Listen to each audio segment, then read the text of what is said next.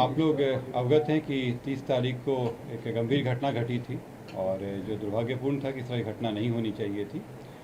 इस घटना में जो तारतर गांव है उसके समीप में दो पक्षों जो वहाँ प्रत्याशी थे वो उन दोनों के काफिला आ रहा था और उन दोनों के बीच पक्षों में झड़प हुई और झड़प में पथराव हुआ, लोग घायल हुए और उसके बाद एक शव बरामद हुआ। इसमें जो दुलार चंद यादव हैं जो 75 वर्ष के रहने वाले हैं, उसी गांव के पास के रहने वाले हैं, उनका पूर्व में भी आपराधिक इतिहास रहा है, उनका शव बरामद किया गया। उसके बाद वहाँ पे दोनों पक्षों के द्वारा कांड दर्ज कराया गया। कांड दर्ज होने के बाद अनुसंधान प्रारंभ किया गया। पुलिस घटना की सूचना मिलते ही तुरंत पहुंची थी वहाँ पे और वहाँ से साक्ष्य भी इकट्ठे किए गए। घटनास्थल से कई जगह के फुटेज भी प्राप्त हुए जिससे क्या घटना हुई है उसके बारे में कई जानकारियाँ मिली। लोगों के गवाह भी सामने आए और उनकी गवाही भी ली गई। साथ ही कल मृतक का पोस्टमार्टम कराया गया, उससे भी हम लोग को अहम सुराग मिले। जो अभी तक के अनुसंधान में आया उसमें उससे प्रतीत हुआ कि ये जो घटना हुई है ये आदर्श संहिता का उल्लंघन भी हुआ है। इसमें ये एक गंभीर मामला भी था।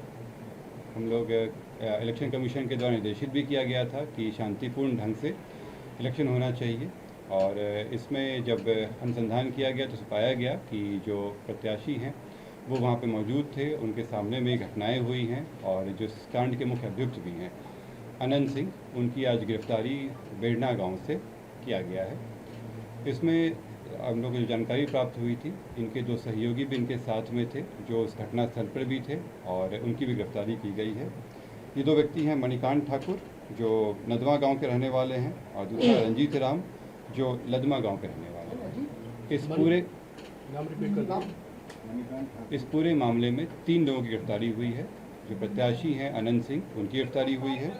दूसरा मणिकांत ठाकुर जो नदवा गांव के रहने वाले हैं, बाढ़ थाना अंतर्गत। दूसरे रंजीत राम जो लदमा गांव के रहने वाले हैं, ये लोग भी उस घटनास्थल पर थे मौजूद। इन तीनों की गिरफ्तारी की गई है।